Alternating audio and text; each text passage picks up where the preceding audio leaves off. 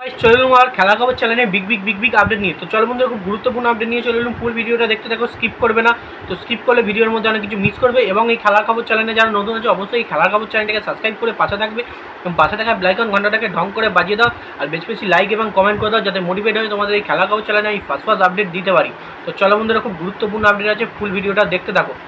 তো বন্ধুরা, ফার্স্ট যে আপডেটটা নিয়ে কথা বলবো সেটা হচ্ছে কিন্তু খুব গুরুত্বপূর্ণ আপডেট। তো Kerala blaster FC player Dimitrios দিয়ামান্তাকাসকে নিয়ে। তো দিমিত্রিয়স দিয়ামান্তাকাসকে নিয়ে অনেক দিন ধরে জল্পনা কল্পনা চলছিল, তোমরা নিশ্চয়ই জানো। তো দিমিত্রিয়স দিয়ামান্তাকাস নাকি ইস্ট বেঙ্গলে যাচ্ছে, এরকমই কিন্তু খবর ছিল। অবশ্যই তার সই করাচ্ছে। তো গতকাল কিন্তু অফিসিয়ালিভাবে জানিয়ে দেওয়া হয়েছে ইস্ট বেঙ্গল শিবির থেকে দিমিত্রিয়স দিয়ামান্তাকাস কিন্তু 2 বছরের চুক্তিতে পুরোপুরি একদম ইস্ট বেঙ্গল শিবিরে সাইনিং করে নিয়েছে এবং অসাধারণ একটা সাইনিং ইস্ট বেঙ্গলের হয়েছে। মানে এবার ইস্ট বেঙ্গলের হয়ে আইএসএল কাঁপাতে চলেছে দিমিত্রিয়স দিয়ামান্তাকাস। তো বললেই চলে, আইএসএল 2025-তে কিন্তু দিমিত্রিয়স দিয়ামান্তাকাস মোহনবাগান ইস্ট বেঙ্গলের জার্সি গায়ে খেলবে এবং ইস্ট বেঙ্গল কিন্তু একটা দুর্দান্ত দল গড়েছে।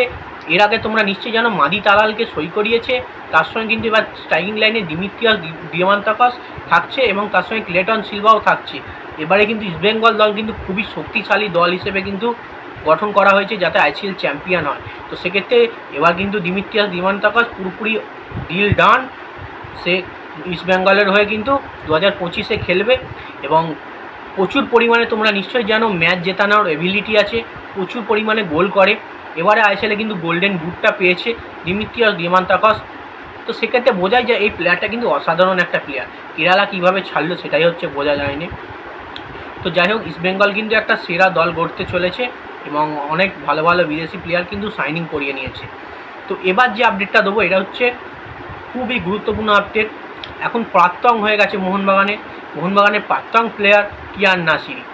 তো কিয়ান নাসিরির সঙ্গে কিন্তু চেন্নাই এফসি ডিল ডান হয়ে গেল, ডিলটা পুরোপুরি ডান হয়ে গেল। আর গতকাল কিন্তু আবার চেন্নাই এফসির থেকেও কিন্তু অফিসিয়ালিভাবে জানিয়ে দিয়েছে পুরোপুরি কিয়ান নাসিরিকে তারা ডিল ডান করে নিয়েছে এবং সই কমপ্লিট করে নিয়েছে এবং কিয়ান নাসিরির সঙ্গে তাদের চুক্তি হয়ে গেছে।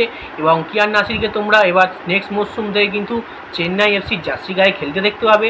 এবং যারা মোহনবাগান শিবিরের যারা কিয়ান নাসিরি ডাইহার্ড ফ্যান আছো তাদের কিন্তু দুঃখের খবর, তাদের কিন্তু মন খারাপ হবেই। কারণ কিয়ান নাসিরির মতো প্লেয়ার দীর্ঘদিন মোহনবাগানে খেলে আসা এবং মোহনবাগান জুনিয়রে থেকে সিনিয়র দলেও খেলে আসা এই প্লেয়ারটা কিন্তু মোহনবাগান শিবির ছেড়ে কিন্তু চেন্নাই এফসির দিকে রওনা দিয়েছে এবং চেন্নাই এফসি দলের সই করে নিয়েছে এবং কনফার্মও হয়ে গেছে। এবং কিয়ান নাসিরি তোমরা নিশ্চয়ই জানো চোরা গতি আছে, সে যেদিক থেকে হোক এসে গোল করে দেওয়ার এবিলিটি আছে, প্ল্যানটি আর্ন করার এবিলিটি আছে। 2023-এ যে আইএসএল ফাইনাল হয়েছিল, এটিকে মোহনবাগান চ্যাম্পিয়ন হয়েছিল। লাস্ট যে 2-2 গোলের ড্র হয়, কিয়ান নাসিরির একটা বিশাল বড় নির্ভরতা আছে সেই খেলার মধ্যে। লাস্টের দিকে একদম 81 মিনিটের মাথায় নেবে সে কিন্তু প্ল্যানটি আর্ন করার ফলে কিন্তু দিমিত্রি পেত্রাদাস কিন্তু গোল করে 2-2 গোল করে দেয় এবং ড্র হয়ে যায়। তো সেক্ষেত্রে কিয়ান নাসিরির প্রচুর এবিলিটি আছে, প্রচুর চোরা গতি আছে খেলার, সে যখন তখন খেলার রং পাল্টে দিতে পারে। এরকম একটা প্লেয়ার কিন্তু চেন্নাই এফসিতে চলে গেছে। এর আগেই ওয়েন কোহলি কিন্তু মানে চোখ ছিল সবসময় কিয়ান নাসিরির দিকে। তো দেখা যাক কী হয়। তো এবার যে আপডেটটা নিয়ে কথা বলবো এটা কিন্তু খুবই গুরুত্বপূর্ণ আপডেট। মোহনবাগান শিবিরে কিন্তু জেমি ম্যাকরালানকে নিয়ে প্রচুর জল্পনা কল্পনা চলছে। তো সেক্ষেত্রে অনেক জল্পনা কল্পনা চলছে। এ বলছে ওই, ও বলছে সেই, ভুল আপডেট দিচ্ছ দাদা, অনেকেই বলছে তোমরা ভুল আপডেট দিচ্ছ। তো ফার্স্টেই তোমাদের বলে দিই, জেমি ম্যাকরালানের মোহনবাগান শিবিরে সই এবং আসার দিন একটা ঘোষণা হয়েছে, অফিসিয়ালিভাবে কি জানি না, তো একটা দিন ঘোষণা হয়েছে। তো 31-এ মানে জুলাই মাসের ফার্স্ট উইকেই কিন্তু জেমি ম্যাকরালানের আসার একটা সম্ভাবনা আছে মোহনবাগান শিবিরে এবং সই করারও সম্ভাবনা আছে। তো মোহনবাগান ছাড়া তো জেমি ম্যাকরালান কোনো দলে যাবে না, এটা কিন্তু কনফার্ম আপডেট। জেমি ম্যাকরালান কিন্তু জুলাইয়ের ফার্স্ট উইকে কিন্তু মোহনবাগান শিবিরে সই করা বা ইন্ডিয়াতে আসার বা কলকাতায় আসার একটা চান্স দেখা দিয়েছে।